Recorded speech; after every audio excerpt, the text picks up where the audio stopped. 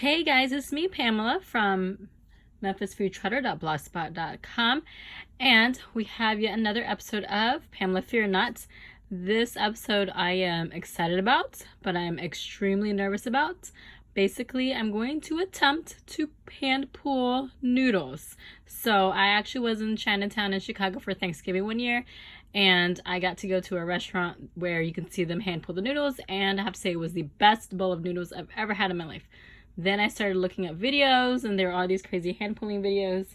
And then I started seeing home versions of them. So decided now is, a good of a time as ever to try them. So we're going to try to hand pull some noodles. So we'll see if we have some delicious noodles by this evening. And if you want to see if I succeed or not, please keep watching.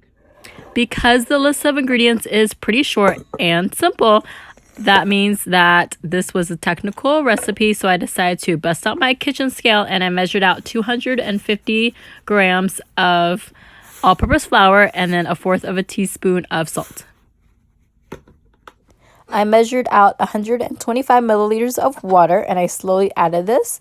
And basically I was just trying to mix it together so it would form a sort of shaggy dough. At the end though, once I used up all the water, there was still some leftover flour that didn't get to be incorporated in, so I added just a tad bit more water. I didn't really want to add too much because I didn't want to mess with the flour and water ratio.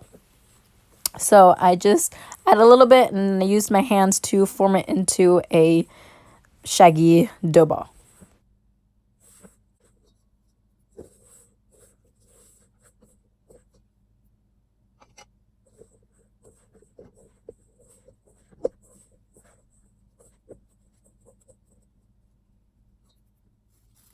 Cover the dough with some saran wrap and just let it rest for about 10 minutes.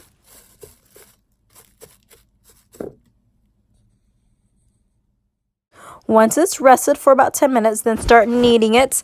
I didn't add any more oil or water or flour as I was kneading, and I basically kneaded for a few minutes until it was smooth. This recipe is for 2 servings, so just cut this dough into 2 portions. Now I rolled out each portion into a very thin rectangle, and I did this on parchment paper. Now line a baking tray with some aluminum foil, and you're going to smear olive oil all over it, and then you're going to place the 2 rectangles side by side, and you're going to make sure both sides have lots of olive oil on them, because basically the olive oil is what's going to keep the noodles nice and springy, and it's going to help with the elasticity of them to stretch out, and of course it will also keep it from sticking to each other.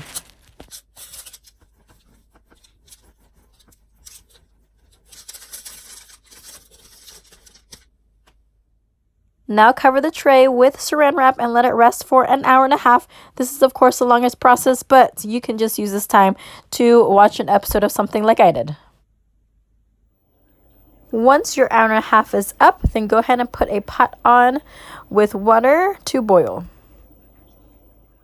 Now, depending on whether or not you want fat noodles or skinny noodles, you're going to cut your rectangle into whatever shape you want. I wanted skinny noodles, so mine are thin.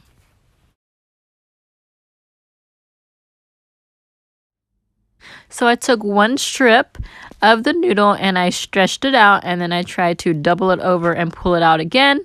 In the videos I've watched, you are supposed to slap it on the counter, or in my case, my cutting board, to help with the elasticity, but I tried that and it didn't really work. So I'm just stretching them out, and then I'm just going to make a whole pile of these.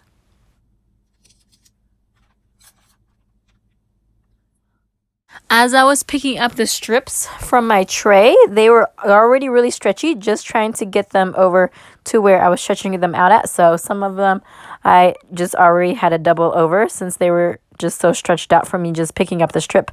Some of them did break on me, so I did try and stop short on them so they're not as long as I would have liked. But I didn't want to ruin too many of them. I wanted a decent portion for myself. So I just stretched all these out and just made a nice little pile ready for the pot of boiling water.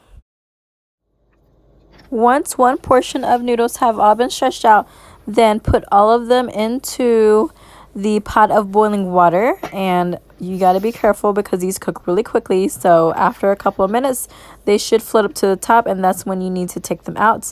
So I just stir them with my chopsticks so they wouldn't stick, and then I put them into my bowl, and then I'm going to make a quick Asian sauce to put on top of my bowl of noodles.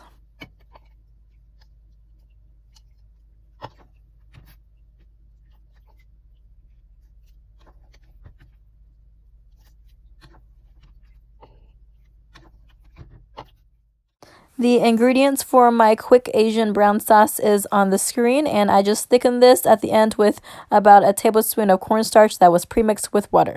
Okay, and here we finally have our hand-pulled noodles. I definitely could have done a little bit better with stretching them, making them a little bit more uniform, but I'm pretty happy with them. I did taste it without any of the sauce, and it was cooked perfectly. So I'm going to taste it now with my sauce concoction.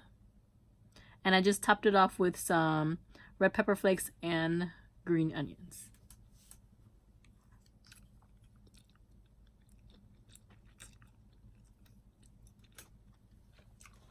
Oh, the noodles soaked up the sauce perfectly. The noodles are nice and tender, but just with a little bit of a bite. They're kind of what you would call a little bit springy. And that's what all the olive oil did. This is so good. I'm quite pleased with this, guys.